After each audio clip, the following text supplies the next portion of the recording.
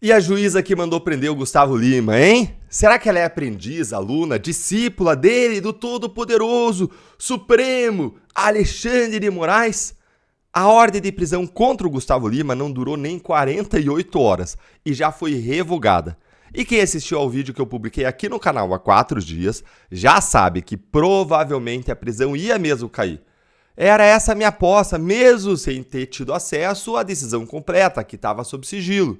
Gente, eu só não acerto a Mega Sena, mas cola aqui comigo porque eu fiz uma previsão no caso do Gustavo Lima e ela foi certeira. A ordem de prisão foi efetivamente revogada, derrubada. Mas o que ninguém sabia na época era do histórico da juíza que deu a decisão.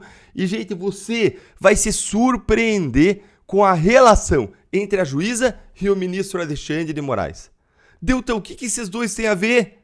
Fica comigo que eu vou te contar, até o fim desse vídeo você vai entender.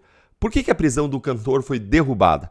Quem viu o meu vídeo, eu vou deixar o link aqui na descrição para quem não viu, sabe que eu tinha achado muito, mas muito estranha mesmo essa ordem de prisão contra o Gustavo Lima, que me pareceu bastante fraca, sem fundamentos jurídicos fortes que embasassem uma medida daquelas. E a prisão preventiva é considerada uma medida extrema no direito, porque a pessoa é presa antes de ter aferido a sua culpa, antes de uma condenação.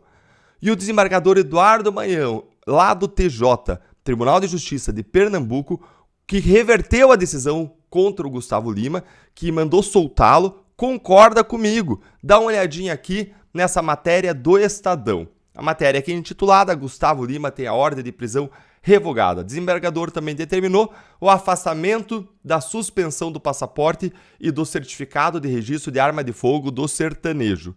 Desce aqui comigo, dá uma olhadinha aqui nesse texto que eu destaquei. Ao justificar a revogação da prisão do Gustavo Lima, o desembargador afirmou que, na decisão da juíza da primeira instância, a fundamentação não constitui um lastro, ou seja, ela não é forte o suficiente, não é plausível, capaz de demonstrar a existência da materialidade e indício de autoria do crime. Isso aqui é juridiquês. O que isso aqui quer dizer?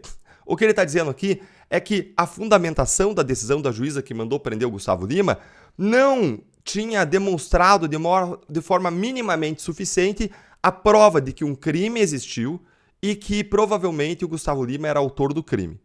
E aí, o Eduardo Guilhode Maranhão, que é esse desembargador que reverteu a decisão da prisão, escreveu também que as justificativas utilizadas para a decretação da prisão preventiva do paciente é a pessoa que recebe um habeas corpus em seu favor. Você entra com habeas corpus para soltar a pessoa e essa pessoa que vai ser solta, cuja prisão vai ser discutida, é chamada de paciente, tá?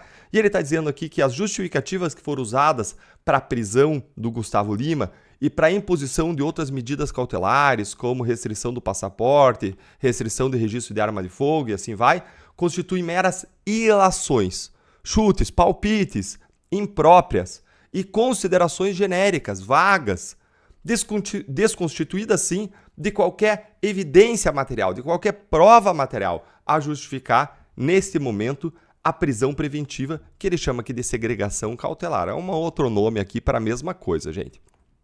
Bom, aí a ordem da prisão tinha basicamente 2 fundamentos, vamos lembrar. Isso, segundo a imprensa, tinha reportado, claro, porque a decisão ainda é sigilosa, ninguém ainda teve acesso, a não ser algumas pessoas da imprensa. O primeiro dos 2 fundamentos da prisão era uma suposição de que o Gustavo Lima tinha ajudado na lavagem de dinheiro das bets, das apostas ilegais, por meio da venda de um avião dele para uma das empresas investigadas. Mas a decisão não apontava nada que mostrasse que tivesse havido de fato uma lavagem ou ocultação de um dinheiro sujo. Em segundo lugar, a decisão que mandou prender o Gustavo Lima apontou uma viagem que o Gustavo Lima fez para a Grécia com outro casal de investigados, mas só o Gustavo Lima voltou para o Brasil. O casal não, sendo que a Operação Integration, essa operação policial contra as bets, foi deflagrada quando todos eles já estavam no exterior.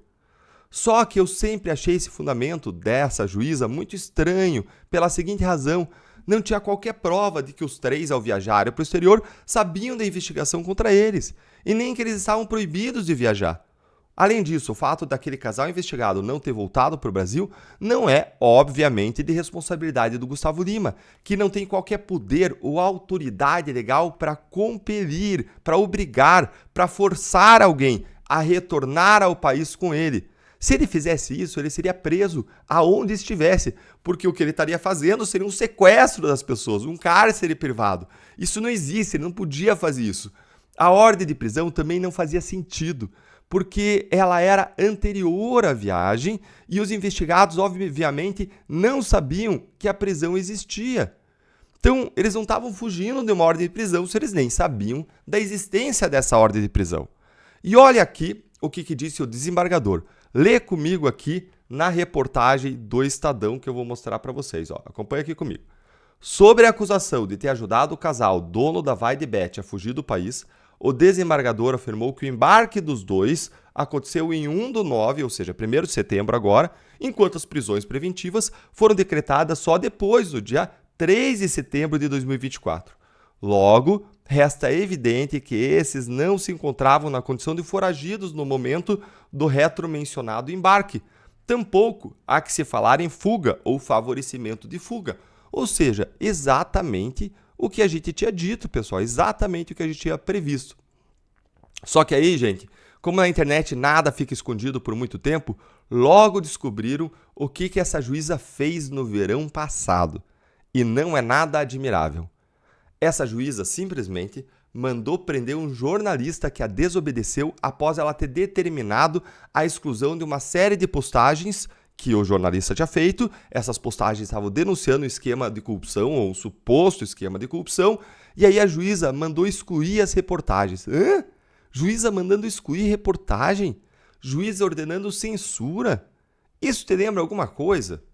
Calma, gente, vem aqui comigo ler essa reportagem agora da Gazeta do Povo. Acompanha aqui comigo o que eu separei para você. Ó. A juíza Andréa Calado da Cruz, que é a juíza que mandou prender o Gustavo Lima,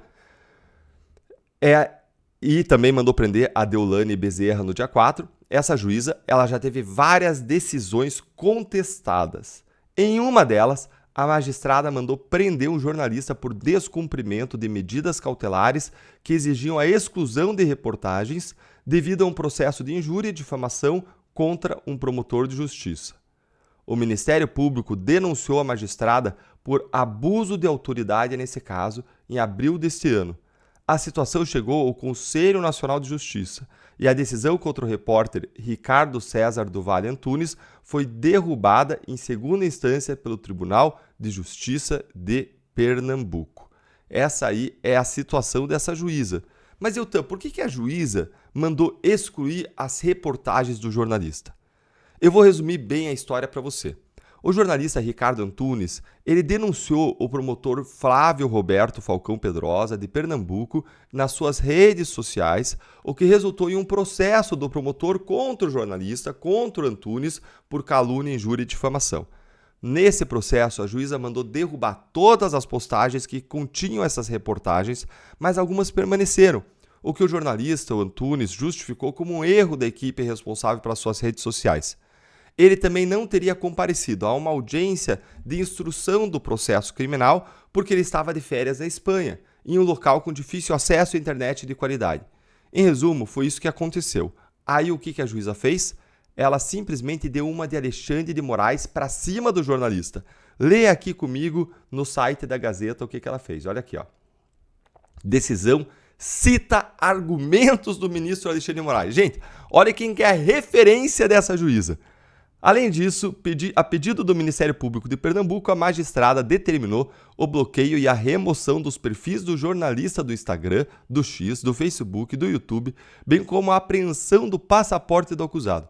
Para fundamentar esses bloqueios, ela citou trecho de uma decisão do ministro Alexandre de Moraes do Supremo Tribunal Federal. E aí vem os trechos brilhantes da decisão do Alexandre de Moraes, em que ele fala: a liberdade de expressão é consagrada constitucionalmente e é balizada pelo binômio liberdade e responsabilidade, ou seja, o exercício desse direito não pode ser utilizado como verdadeiro escudo protetivo para a prática de atividades ilícitas. Não se confunde liberdade de expressão com impunidade para a agressão, afirmou Moraes no documento. É aquele mesmo trecho genérico usado para ferrar com todo mundo, para derrubar a rede social de todo mundo. É o tipo de pensamento usado para expulsar o X do Brasil. E agora, gente, então, finalmente eu entendi. Agora, então, está explicado. A juíza é uma seguidora dos ensinamentos, dos mandamentos do ministro Alexandre de Moraes. Ela é uma aluna da Constituição Alexandrina, que ninguém nunca viu nem estudou, a não ser Alexandre de Moraes, os seus parceiros ministros. A juíza agora também, pelo jeito, ela teve acesso e estudou a Constituição Alexandrina. Só Moraes e seus jagunços lá do Supremo e do TSE controlam essa Constituição Alexandrina com regras que ninguém jamais viu, com regras que não foram pactuadas na nossa Constituição do Brasil, mas estão lá nessa Constituição Suprema. Esse é o mesmo tipo de ordem de censura que Moraes toma contra todo mundo que ele considera seu inimigo. É a mesma coisa que ele fez com o Monark, com o Paulo Figueiredo, com o Rodrigo Constantino e com dezenas, talvez centenas de outras pessoas lá no inquérito das fake news. Isso é a mesma coisa que a juíza está fazendo aqui, nesses casos que eu mostrei para você. Só que tem uma diferença aqui, meus amigos. A juíza do caso Gustavo Lima pode até ter brincado de ministra do Supremo, mas ela logo foi lembrada de que ela é apenas uma juíza de primeira instância. Ela foi denunciada por abuso de autoridade pelo Ministério Público, como, aliás, a Procuradoria-Geral da República deveria fazer e ter feito em relação aos abusos do ministro Alexandre de Moraes. Mas não, porque nós temos um Procurador-Geral da República, o Paulo Gonet, que tem blindado o Alexandre de Moraes, que tem apoiado o regime de censura do ministro e que tem dado apoio irrestrito a Moraes, mesmo depois do escândalo da Vaza Toga, o que é uma das coisas mais vergonhosas da história do Ministério Público. Mas o Gustavo Lima e os seus advogados já mandaram um recado de que a história não acaba por aqui. Volta aqui comigo para a matéria do Estadão. Olha aqui esse trechinho aqui que me chamou a atenção. Olha só. Oportunamente, medidas judiciais serão adotadas para obter um mínimo de reparação a todo dano causado à sua imagem, afirmou. Isso é o que prometeram os advogados do cantor. Brincar de ser ministro do Supremo pode até ser divertido por um tempinho, mas a realidade logo bate a porta para lembrar que no Brasil só existem 11 Supremos e eles não gostam de dividir o poder com ninguém.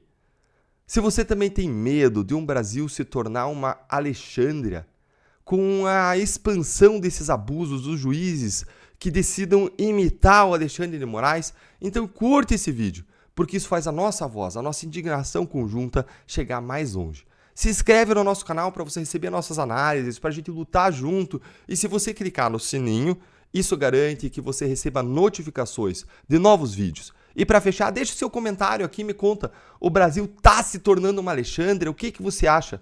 E não esquece, gente, a gente está chegando às eleições e o partido que mais luta para conter abusos dos poderosos e não tem medo, tem coragem, enfrenta os abusos dos poderosos, é o Novo. Então, onde você estiver, entra no site do Novo, veja quem são os vereadores, prefeitos aí do Novo na sua cidade e nessa eleição, vota 30.